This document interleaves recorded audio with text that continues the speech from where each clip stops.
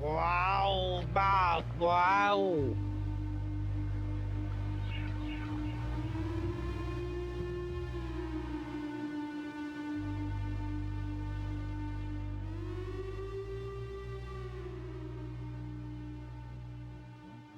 Welcome to The Occult Detective. I'm your host, Bob Freeman, and today we're going to talk about my top 5 Stephen King novels.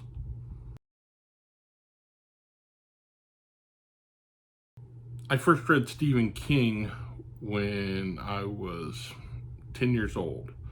In 1976, I had went to our local library and they had a bring one, take one box. And in that box was a book called Salem's Lot. Now, lying with it was Anne Rice's Interview with the Vampire. So I took both, and being a huge fan of horror fiction, monsters, and the like, and I enjoyed Interview with the Vampire very much, but for a 10-year-old kid, it was a little over my head. And but Salem's Lot really hit me hard, and I loved it, and I was an instant Stephen King fan. And I've been a fan my entire adult life. So Salem's Lot probably just narrowly misses that top 5. I would say my 5th favorite Stephen King book is a book that actually spent many years as not only my favorite Stephen King novel, but my favorite novel, period. And that would be The Stand. So I say had been, and it's, now I'm logging it at number 5. Why? Because I don't think it's aged very well. I think that the characters are amazing. That's really King's strong point. He writes terrific characters, and The Stand is just loaded with them. It's got an intriguing villain. It's got an intriguing concept, a timely concept. But in the end, as I grew older, more sophisticated in my reading, first let's just talk about the elephant in the room. Stephen King has a terrible time ending books, and The Stand in particular, had a terrible climax that should have ended the book. But it went on and on after that, making matters even worse. The buildup, though, is just wonderful, and I still revisit the book just because of those. The first 3/4 of the book are so good, and the development of those characters is just a great ride. So my number 4 pick for favorite Stephen King is Mr. Mercedes. I love the Bill Hodges character. Even though I think, the Finders Keepers was good. End of Watch was really good. And Mr. Mercedes is really good. But again, it's a Stephen King thing. It's the character that I love more than the stories themselves, and I just couldn't get enough of Bill. I hated it when, spoiler alert, when he was no longer with us. But one of my favorite occult detective characters is Holly Gibney, which is another just terrific King character. Again, I don't always love the stories,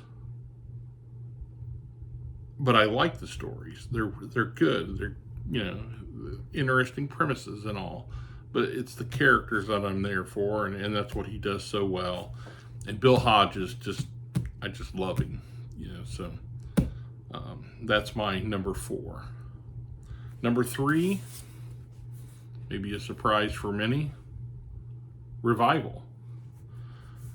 I love this book. I'm a guitar player, right? So, I really felt that with the main character, Jamie Morton. I really identified with him a lot, and I just loved the whole mad scientist plot line that ran through this. Again, terrific characters, and spanning time as it did was just terrific. It was just a great journey. I just really loved everything about this, and for a change, this was a Stephen King book that ended well, right? So he really nailed this, I thought. Number 2 is probably certain. I mean, it's number 2 for me, but I would be surprised if it's not on most people's lists. And it too is a later King, and we're looking at 11/22/63. This is one of those books that just it brought me to tears. I love a good time travel drama, and this certainly was that. My wife too was a big fan and of this book in particular, but of that genre. So I'm always looking for time travel stories that we can share with each other and such. So this book really meant a lot to me, and to her as well. It's just so deeply satisfying. He writes such wonderful characters, and I'm going to keep beating that drum, I guess. But this book was just an emotional roller coaster ride, and just a lovely, lovely book. And if you've not read it, I recommend it. It's my number 2 pick. So what's the number 1? That's the thing with King. He's so prolific. There's so many books in his bibliography that it could pretty much be anything at this point, couldn't it? But I am going to go with The Shining. You get something different from it every time, I think. It's very different from the film, obviously. King and Kubrick did not see eye to eye on that. I love both, and I love the fact that they're different. So I can appreciate them as 2 separate, alternate versions of the same story. King is writing about things that are very adult here. If you're a writer, you understand. If you've ever been an alcoholic, you understand. And just the depths of it's a very, very trying novel. It really worms its way into your head. It really sticks with you, and that I appreciate, and I think that's the reason that I've put it at number 1. This is a book that has an ending, a rare early King that almost sticks the landing. He's just so good, and you feel every character in this book. Reading it over decades, and as you evolve as a person, and how you see the book evolve with you, as you pull different things from it each time you read it. With The Shining, you really get that, as you grow older and you experience more, and just how you pull more from it. And it's a wonderful novel. Is it his best written work? No. But it's the most satisfying for me, because it's a scary book. You know, that's something you don't get in 1122. That's not what it is. So I like a good scary novel, and The Shining is that, but it also has all the emotional resonance that you're looking for in a truly great novel, and I think that's what The Shining is. So that's my top 5 books. If I was going to have an honorable mention, it would be Salem's Lot, which was the book that started it all for me. And Salem's Lot is a great, just a great vampire novel. It's a lot of fun. It's his riff on Dracula, obviously, and it's really good. Pet Sematary is another book that really stuck with me and was a lot of fun.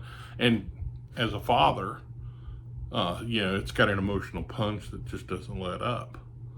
So I mean, I could go on and on. There are just so many King books that are just really great, and some that are not. I did not like Under the Dome. I did not like Tommyknockers.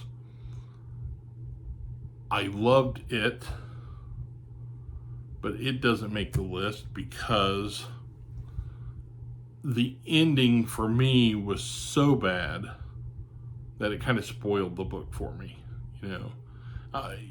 That's probably, The Stand probably should have been in that category too, but it was my favorite book for so long, right up until my late 20s probably. So it has a nostalgic appeal to me, so that's why it made the cut and others didn't. So look, that's all I got for you today. I just thought that this meme was making the rounds through BookTube, and I just wanted to kind of put in my 2 cents worth, and I thank you for spending some time with me, and we'll talk again real soon.